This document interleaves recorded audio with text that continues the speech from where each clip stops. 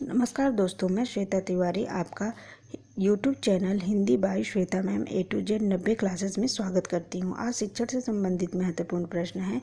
इसमें पहला प्रश्न है, पढ़ना क्या है? पहला, पढ़ना अर्थ समझना। दूसरा, लिखित सामग्री का उच्चारण।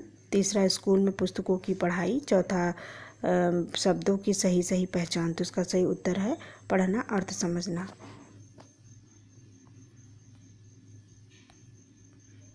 दूसरा प्रश्न है, उच्च प्राथमिक स्तर पर हिंदी भाषा की पाठ्यपुस्तक का निर्माण करते हुए आपके लिए सबसे कम महत्वपूर्ण है। पहला, समृद्ध हिंदी साहित्य की छटा का प्रदर्शन। दूसरा, भाषाई क्षमताओं को बढ़ावा देने के अभ्यास। तीसरा, समस्त व्याकरणिक बिंदुओं का समावेश। चौथा, भाषा की विविध छटाओं को समेटने वाले पाठ। तो इसका सही उत्तर है समस्त व्याकरणिक बिंदुओं का समावेश। तीसरा प्रश्न है, भाषा अर्जित करने में वाइगोस्की ने किस पर सबसे अधिक बल दिया? पहला, समाज में होने वाले भाषा प्रयोग पर। दूसरा, परिवार में बोली जाने वाली भाषा पर। तीसरा, कक्षा में बोली जाने वाली भाषा पर। चौथा, भाषा की पाठ्यपुस्तक पर। तो इसका सही उत्तर होगा समाज में बोली जाने वाली भाषा प्रयोग पर। चौथा प्रश्न है, भाषा शिक्षक के रूप में आप पहला, पाठ्यपुस्तक पर बल देंगे। दूसरा, प्रश्नों के उत्तर पूछेंगे। तीसरा, ड्राइंग बनवाएंगे। चौथा, बच्चों को अपना अनुभव और विचार बताने के लिए उनमें उत्सुकता नहीं जगाएंगे। तो इसका सही उत्तर है कि प्रश्नों के उत्तर पूछेंगे। पांचवा प्रश्न है, कौन सी सहायक सामग्री दृश्य श्रव्य है? पहला, वृत्तचित्र। दूसरा, मानचित्र। तीसरा, रेखाचित्र। चौथा, प्रोजेक्टर। तो इसका सही उत्तर है वृत्तचित्र। छठवां प्रश्न है, गद्य शिक्षण का उद्देश्य कौन सा है? पहला, देखी हुई घटनाओं का वर्णन करना। दूसरा, लिपि के मानक रूप का व्यवहार करना। तीसरा, अपठित रचना का सारांश लिख सके। चौथा, यह सभी। तो इसका सही उत्तर होगा यह सभी। सातवां प्रश्न है, वाचन की कौन सी विधि है जिसमें शब्द लिखा कुछ और जाता है, पढ़ा कुछ और जाता है? पहला, ध्वनि साम्य विधि। दूसरा, अनुध्वन्य विधि। तीसरा, सहचर्य विधि। चौथा, देखो और कहो विधि। तो इसका सही उत्तर है अनुध्वन्य विधि। आठवां प्रश्न है, कौन सी उपागम में पाठ पढ़ते समय सस्वर वाचन के माध्यम से उच्चारण शिक्षण का अच्छा अवसर मिलता है? पहला, पाठ संसर्ग उपागम। दूसरा, रचना शिक्षण उपागम। तीसरा, पहचान और पहला और दूसरा दोनों। चौथा, इनमें से कोई नहीं। तो इसका सही उत्तर है कि पाठ संसर्ग उपागम।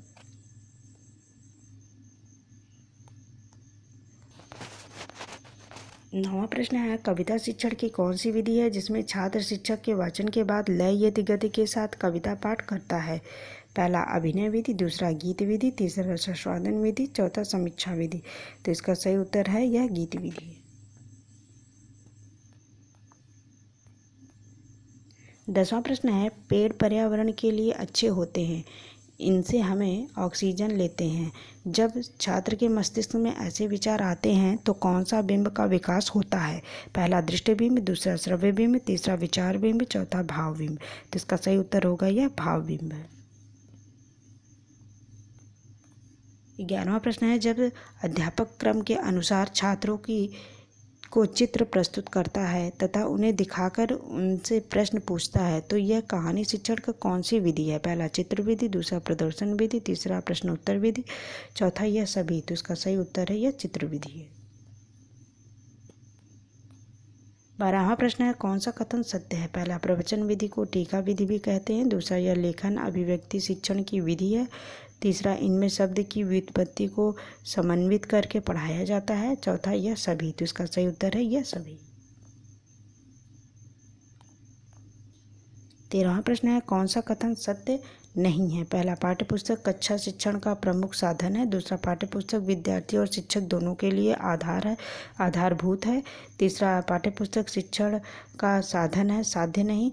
चौथा, पाठ्यपुस्तक शिक्षण का साध्य है, साधन नहीं। तो इसका सही उत्तर है पाठ्यपुस्तक शिक्षण का साध्य है, साधन नहीं। 14वां प्रश्न है, व्याकरण शिक्षण की आगमन विधि में पहला, नियम से उदाहरण की ओर जाते हैं। दूसरा, उदाहरण से नियम की ओर जाते हैं। तीसरा, सूत्र कंठस्थ कराते हैं। चौथा, पाठ्य पुस्तक का प्रयोग करते हैं। तो इसका सही उत्तर है उदाहरण से नियम की ओर जाते हैं।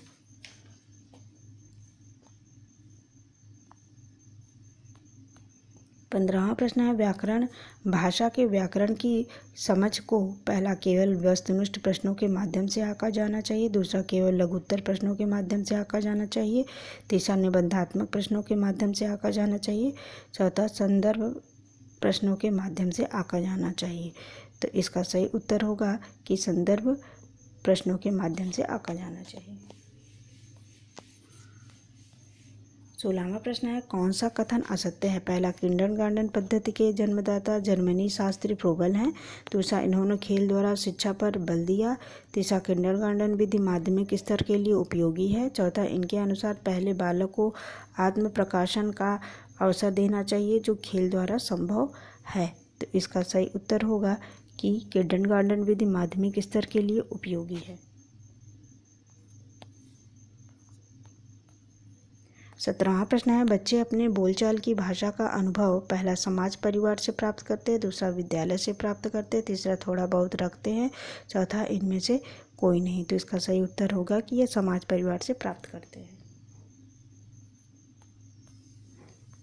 18वां प्रश्न है सस्वर वाचन का मुख्य उद्देश्य है पहला पढ़ने में आनंद की अनुभूति करना, दूसरा बच्चे की पढ़ने संबंधी झिझक को समाप्त करना, तीसरा बोल बोल कर पढ़ना, चौथा द्रुत गति से वाचन करना। तो इसका सही उत्तर है कि बच्चों की पढ़ने संबंधी झिझक को समाप्त करना।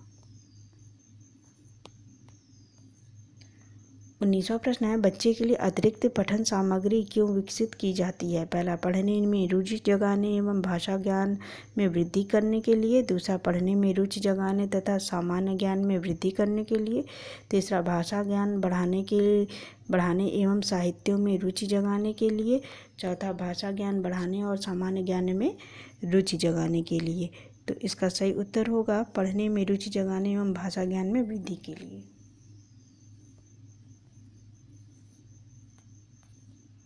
आज के लिए 20वां और आखिरी प्रश्न है बच्चों में भाषा प्रयोग की दक्षता विकसित करने के लिए आवश्यक है पहला उन्हें सुनने और बोलने की पूरी आज़ादी हो, दूसरा उन्हें कविताएं याद हो, तीसरा उन्हें मुहावरे याद हो, चौथा वे किसी वक्ता के साथ रहते हों। तो इसका सही उत्तर होगा उन्हें बोलने और सुनने की पूरी आज़ादी हो।